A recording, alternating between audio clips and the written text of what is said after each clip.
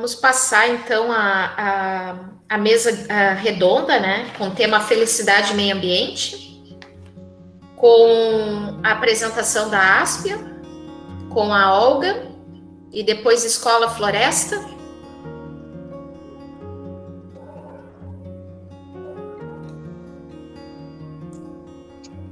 Patrícia, pode pôr o PowerPoint para mim, por favor? Claro. Obrigada.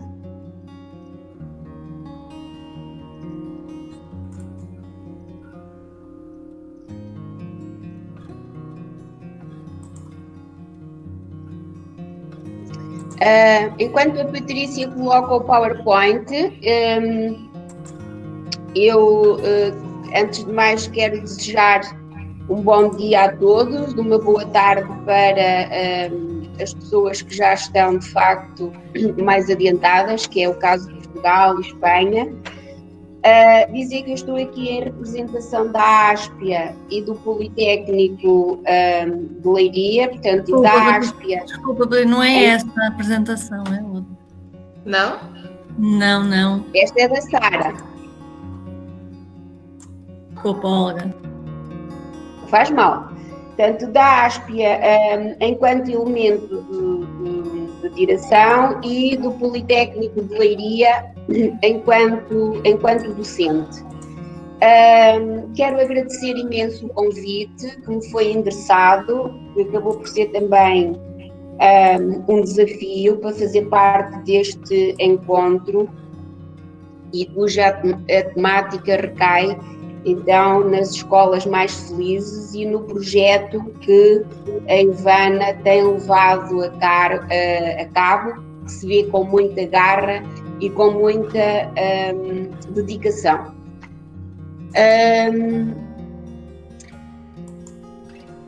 Não está a conseguir encontrar, Patrícia? Não, ela está aqui sim. Ah, ok. É aquela que está intitulada Teste.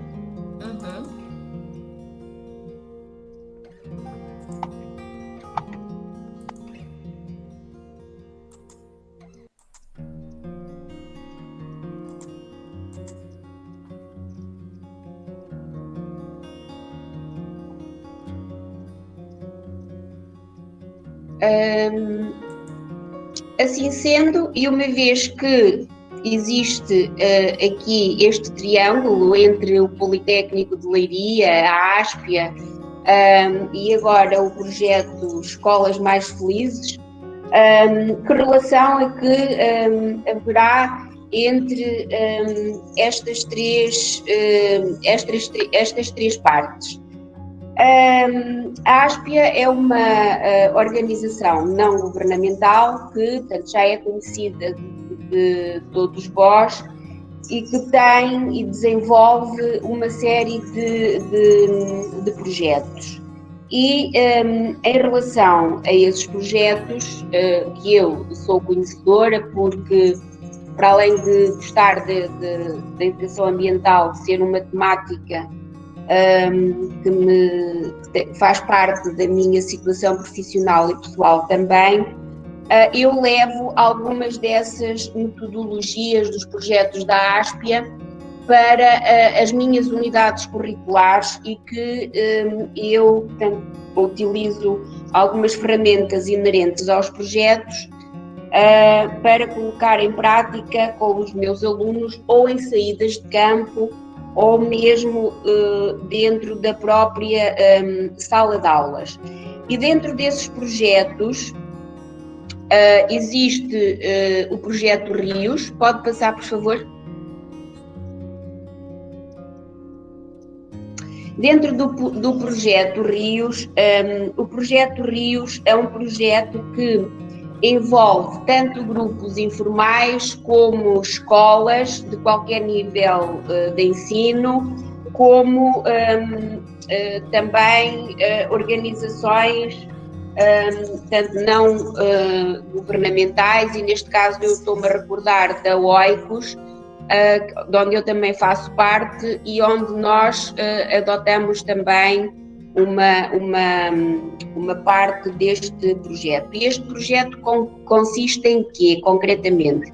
Portanto, o projeto Rios é um projeto que não é só da Áspia, ele é desenvolvido também noutros sítios, nomeadamente da Europa, em Espanha, e consiste em cada um destes grupos informais ou destas escolas adotarem um troço de um rio e que ficam depois responsáveis pela monitorização desse troço, desse rio, em termos de análise de uma série de indicadores, nomeadamente de monitorização para monitorização, questões ligadas à erosão, ao aparecimento, à observação ou não observação de espécies novas, às questões da poluição que o rio tem no momento, e isto acaba por criar um grande sentido de pertença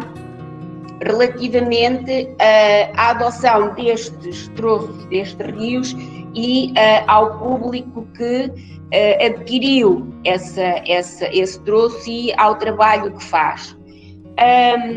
De alguma forma, portanto, este projeto tem curso para monitores e tem também um kit muito específico. E este kit tem uma série de instrumentos, nomeadamente uma lupa, portanto, vem tudo agregado numa mochila, um camaroeiro e uma série de fichas identificativas de algumas espécies e um manual também de instruções, entre outros objetos que o kit comporta.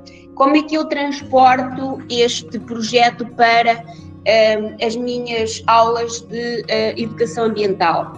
Eu costumo fazer uma saída de campo, portanto eu dou aulas no Politécnico de Leiria, que tem o Rio Lis, e eu costumo fazer uma saída de campo com os meus alunos para fazer recolha de macroinvertebrados, utilizando alguns elementos deste kit, e através da recolha dos macroinvertebrados nós conseguimos perceber o estado portanto, em que se encontra a saúde ou os indicadores, portanto, do estado da água relativamente àquele sítio onde nós fazemos a recolha desses macroinvertebrados, que depois são devolvidos novamente ao rio. Eu, com estas atividades, trabalho questões ligadas com a parte ambiental, com a questão do comportamento dos alunos, com a questão da separação dos resíduos e a importância de os levarmos para os ecopontos, também numa perspectiva daquilo que nós encontramos nas alturas em que fazemos a saída de campo e a recolha desses macroinvertebrados. Portanto, as aulas podem ser depois diversificadas relativamente às temáticas a abranger. Este é um dos projetos. O outro projeto é o projeto Vamos Cuidar do Planeta, e eu pedia que passassem, por favor, o slide. E este projeto é um projeto que pretende, de alguma forma, empoderar os jovens para as questões ligadas com a comunicação na área ambiental, levando-os ou tentando levá-los a que eles participem ativamente na sociedade e também na política. Nós sabemos que empoderar os jovens nas questões relacionadas com a comunicação, portanto, já é um desafio constante, não é? E se associarmos esta questão à área ambiental, acreditamos que estamos a dar um passo grande, portanto, para a preservação do nosso planeta.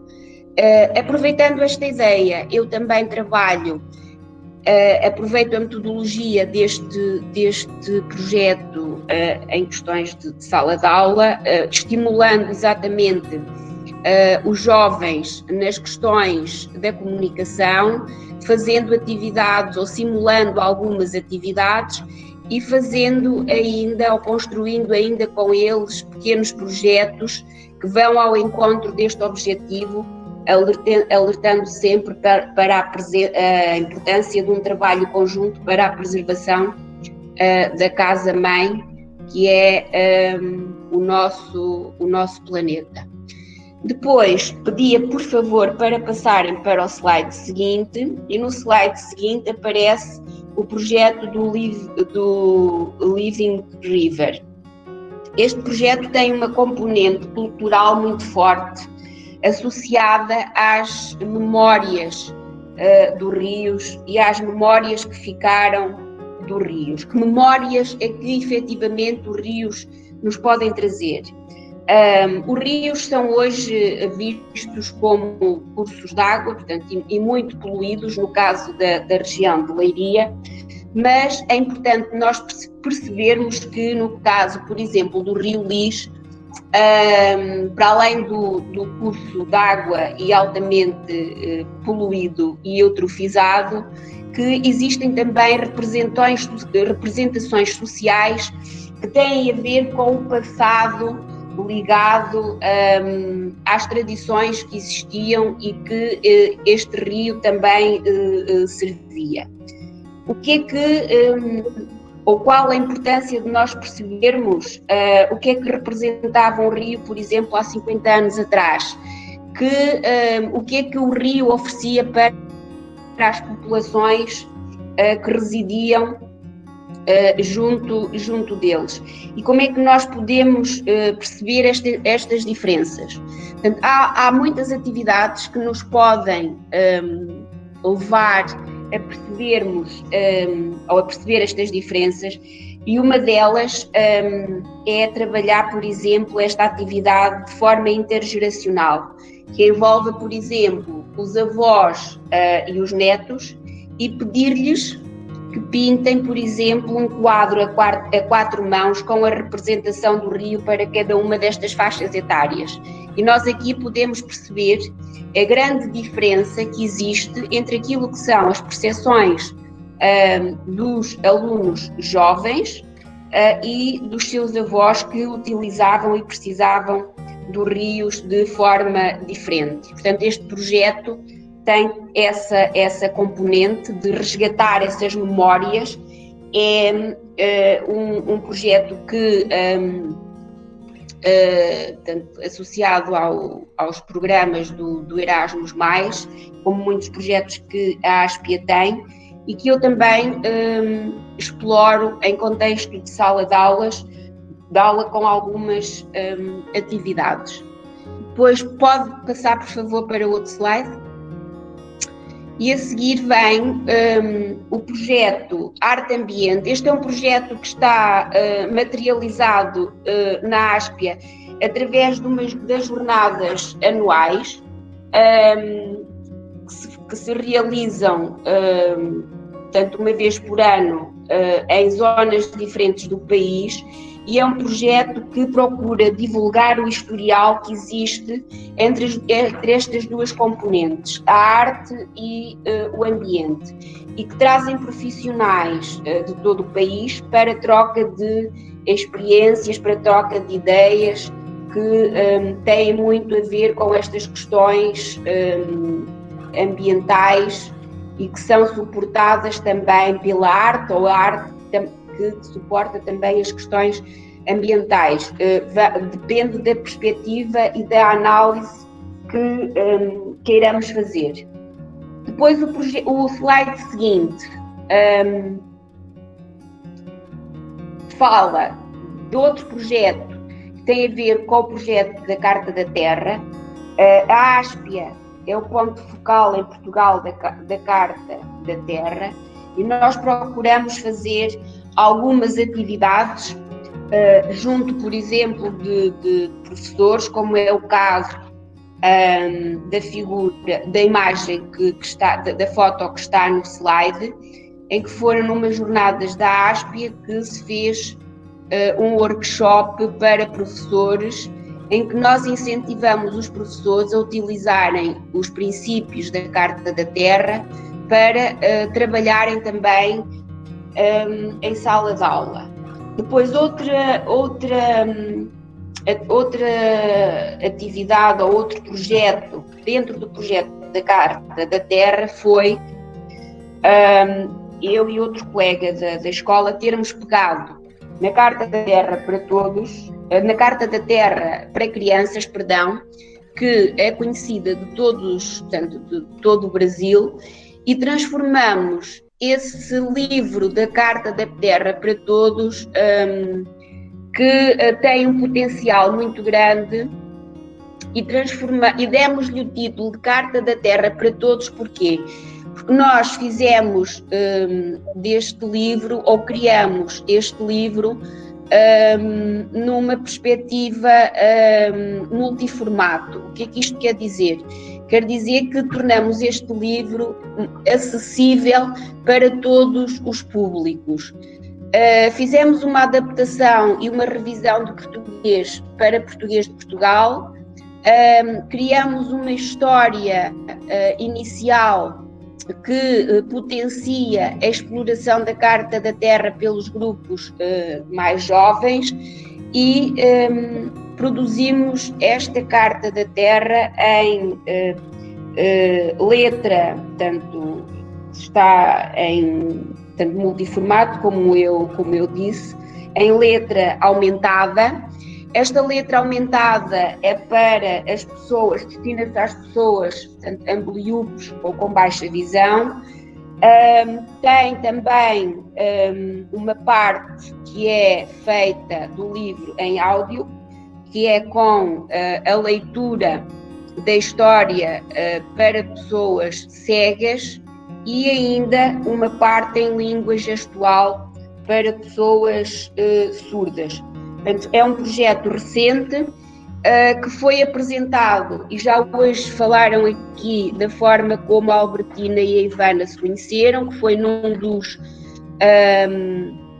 congressos lusófonos que aconteceu em Portugal, na Torreira, em 2015, e este projeto da Carta da Terra para Todos foi apresentado exatamente na continuidade desses congressos lusófonos que no ano passado decorreu na Guiné, nos Bijagós, mais propriamente em Bubaque, e foi lá que este projeto foi apresentado pela primeira vez.